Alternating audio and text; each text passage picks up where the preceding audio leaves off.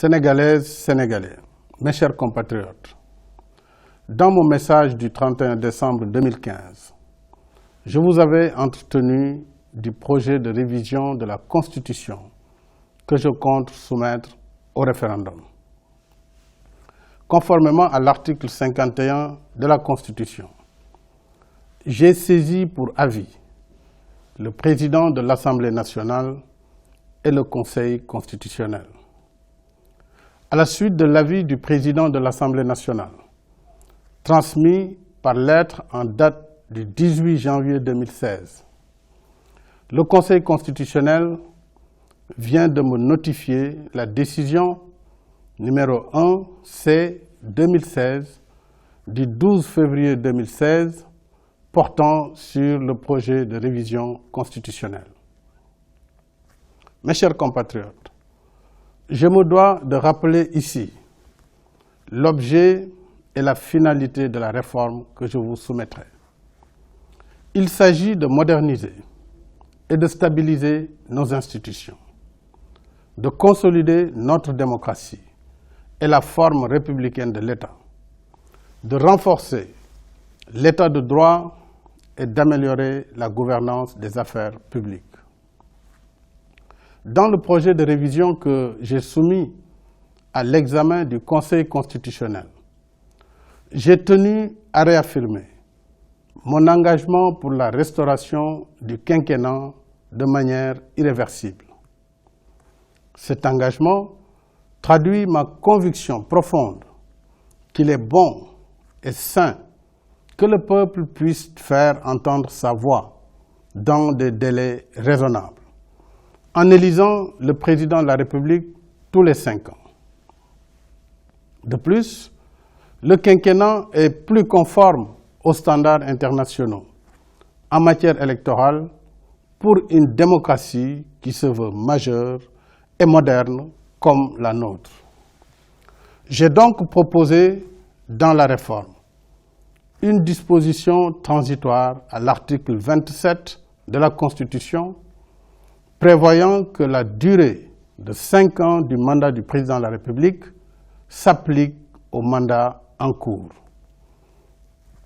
Ayant par-dessus toute considération le souci de respecter et de faire respecter la Constitution et les lois de notre pays, et en tant que gardien de la Constitution et garant du fonctionnement régulier des institutions, j'ai demandé au Conseil constitutionnel de m'indiquer si l'ensemble du projet de révision de la Constitution était conforme à l'esprit général de la Constitution du 22 janvier 2001 et aux principes généraux du droit.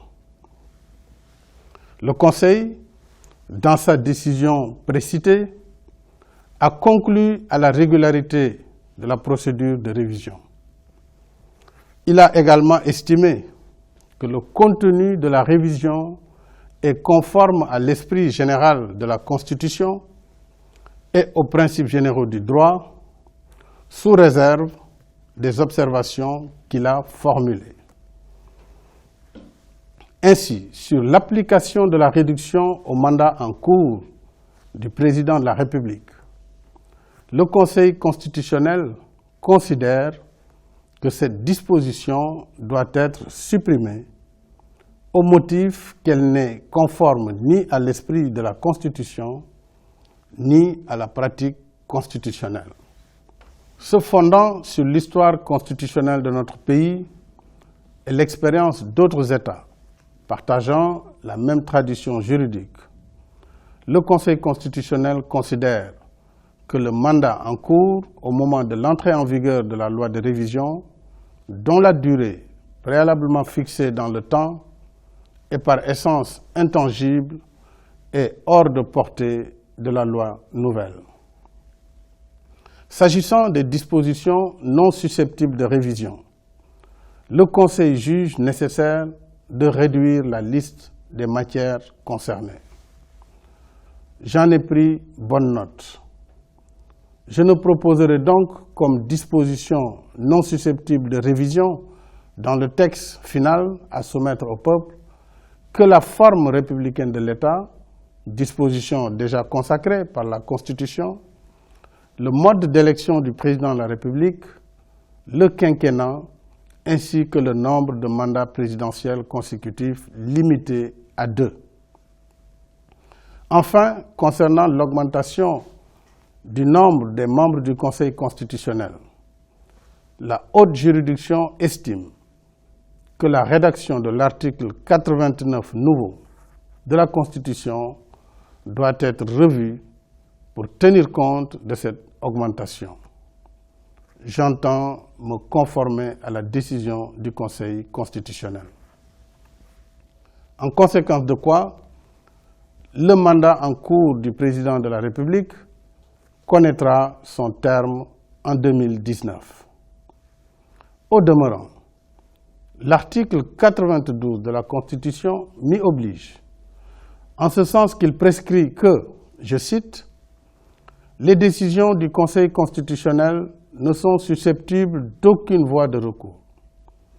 Elles s'imposent au pouvoir public et à toutes les autorités administratives et juridictionnelles. » Fin de citation.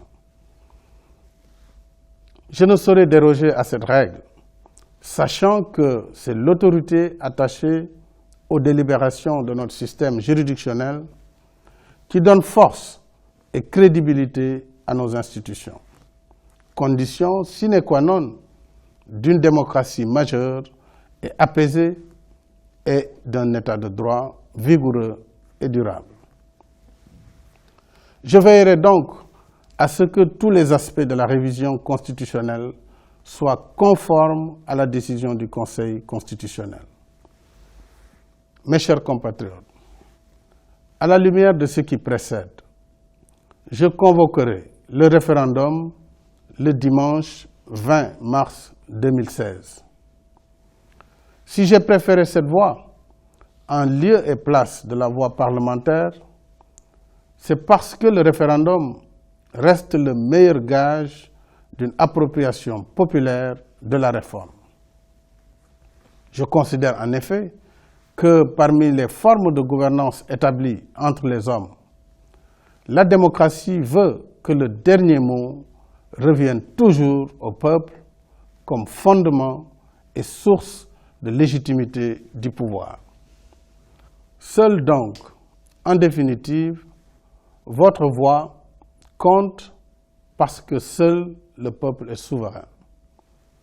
En nous rendant au référendum du 20 mars, après ceux de 1963, 1970 et 2001, nous ferons ainsi revivre pour la 4e fois depuis notre accession à la souveraineté internationale une vieille tradition démocratique de notre pays. Le 20 mars, mes chers compatriotes, chacun de nous aura donc son mot à dire dans la décision que nous prendrons ensemble sur la voie de notre destin commun. Ce destin nous engage.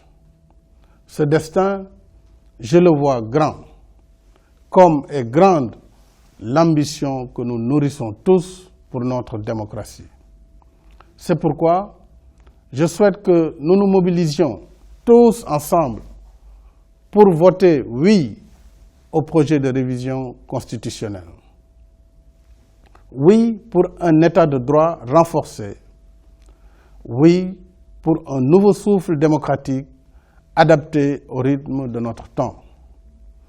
Oui, enfin, pour des institutions fortes, crédibles et stables.